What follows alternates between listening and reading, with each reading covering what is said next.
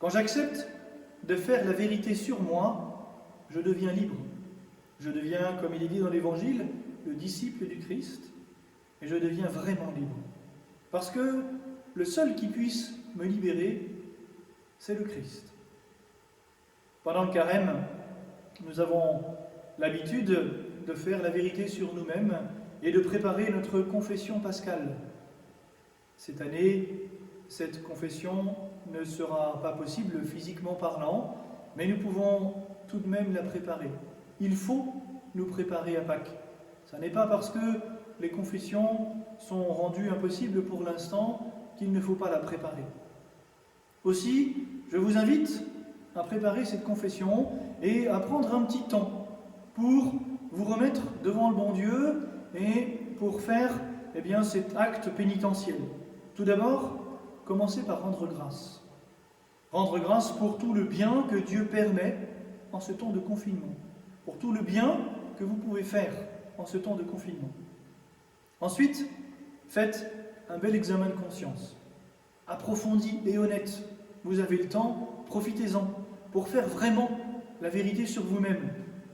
Pour vous aider, j'ai fait mettre sur le site 3 examens de conscience qui peuvent vous aider justement à regarder votre conscience.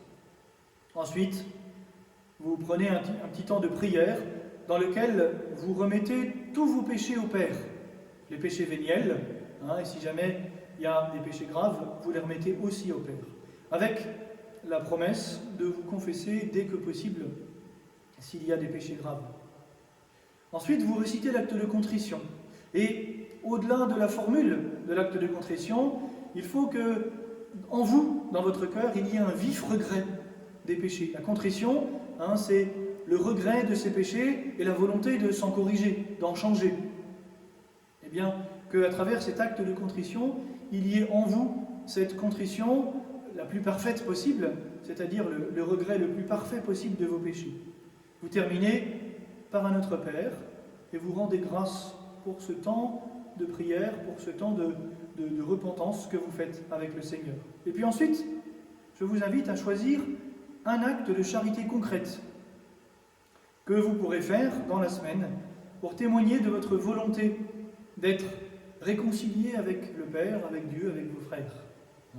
Ainsi, à travers ce petit temps de prière, à travers cette vérité que vous allez faire sur vous-même, eh bien vous pourrez vous préparer votre âme, préparer votre cœur à vivre de cette belle fête de Pâques, de cette belle semaine sainte.